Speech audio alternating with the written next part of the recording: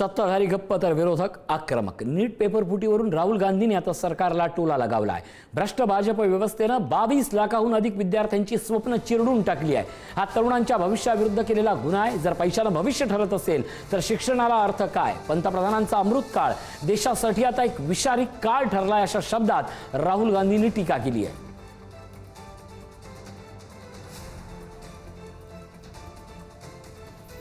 राहुल गांधी यांनी या सगळ्या पेपर फुटी प्रकरणावरनं देशातील 22 लाखांच्या परीक्षेचं भविष्य काय अशा शब्दात टीका करताना पंतप्रधानांच्या अमृत काळावर राजकीय टीका टिप्पणी केली आहे। नीट पेपर फुटीवरून राहुल गांधी हे चांगलेच आक्रमक झाले आहेत। या भ्रष्ट व्यवस्थेनं 22 लाखाहून अधिक तरुणांची स्वप्न चिरडली आहेत, अशा शब्दात आपली भूमिका मांडली आहे।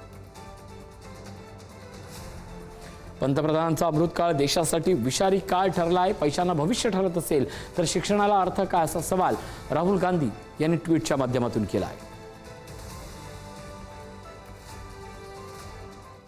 दरम्यान प्राध्यापक आणि नीटच्या विद्यार्थ्यांनी काय म्हटलंय पाहूया।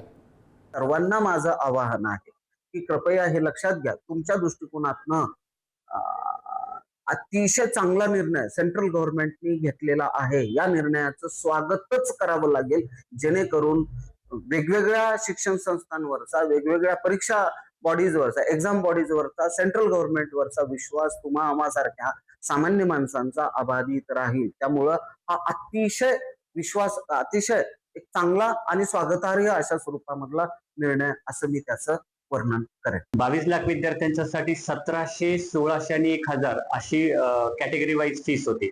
तर या सर्व विद्यार्थ्यांचं आर्थिक नुकसान भरून काढणं म्हणजे त्यांच्या पालकांचं हे खूप मोठी गोष्ट आहे।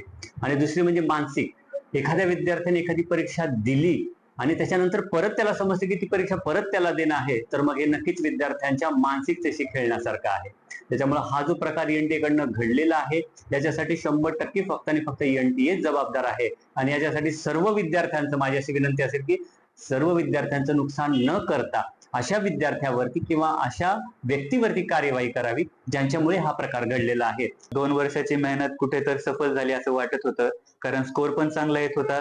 कुठेतरी चांगल्या मेडिकल कॉलेजमध्ये आपला नंबर लागेल ही भावना मी पेपर झाल्यापासून 10 दिवसानंतर मनामध्ये कुठेतरी घेऊन बसलो होतो। पण पेपर लीक आणि परत पेपर होणार ह्या सगळ्या गोष्टी ऐकल्यानंतर कुठे ना कुठे मनामध्ये असा विचार येतो की 2 वर्ष तयारीचा काय उपयोग। जर आणि जे विद्यार्थी एकदम मनापासून तयारी करतायत, ऑनेस्टली तयारी करतायत, त्यांनी कुठलं मोटिवेशन घेऊन अशा परीक्षेची तयारी करावी। अभ्यास खूप केला होता, परीक्षा सोपी गेली होती। आपको कितना मार्क्स आया नीट एग्जाम में टोटल? 685 मार्क्स आया। उसके लिए आप कितना महीना कितना प्रिपरेशन किया? कितना साल मेहनत किया? 3 साल मेहनत की थी। अब इतना अच्छा गुड स्कोर आया है, अगर रीनीट देना पड़ी तो बुरा ही लग रहा है।